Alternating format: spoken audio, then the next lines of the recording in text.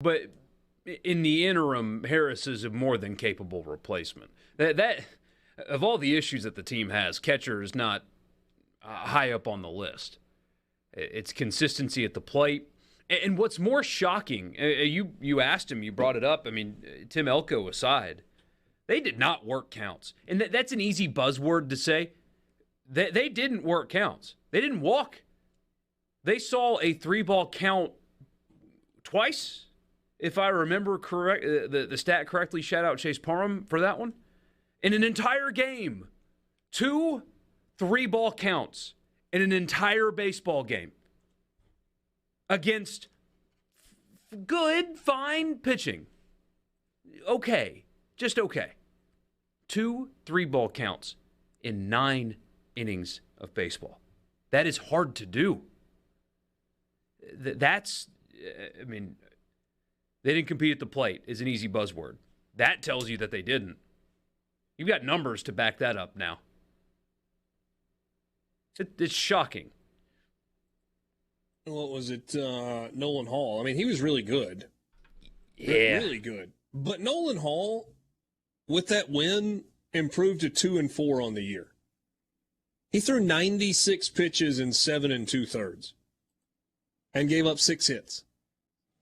4 of those 6 hits were to Tim Elko. 2 of those 4 from Tim Elko were solo home runs.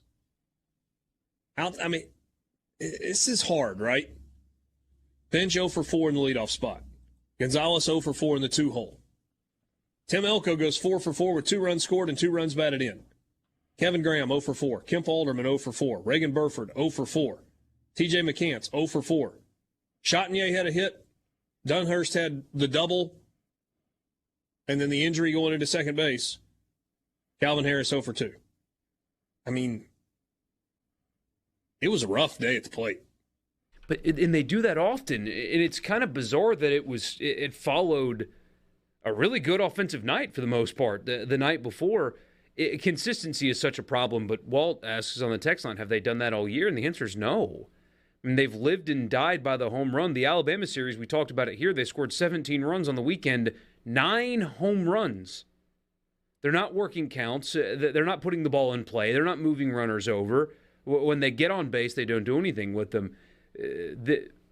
Of all the disappointing things about this team, the 5-10 record halfway through conference play, going from number 1 to possibly being out of the tournament, what's most disappointing is the offense. It is all the same guys. They've regressed. It's the same guys that had the SEC's second best offense a year ago, and they have taken a massive step backwards. The only person they lost was Cale Baker, who was atrocious on a really good offense a year ago. Otherwise, same dudes. It's bizarre.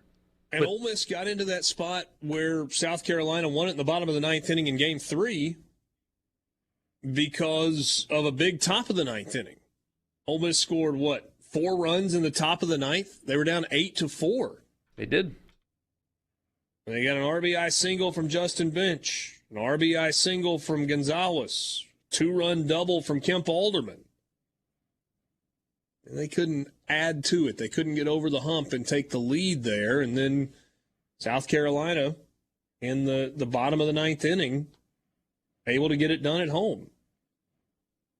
Walk, sack bunt, passed ball, intentional walk, sack fly. And the pass ball gets your guy over to third.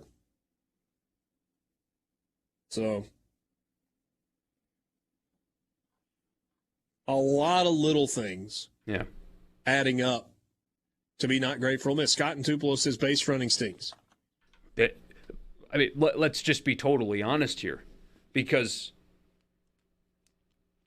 they're bad. They're bad.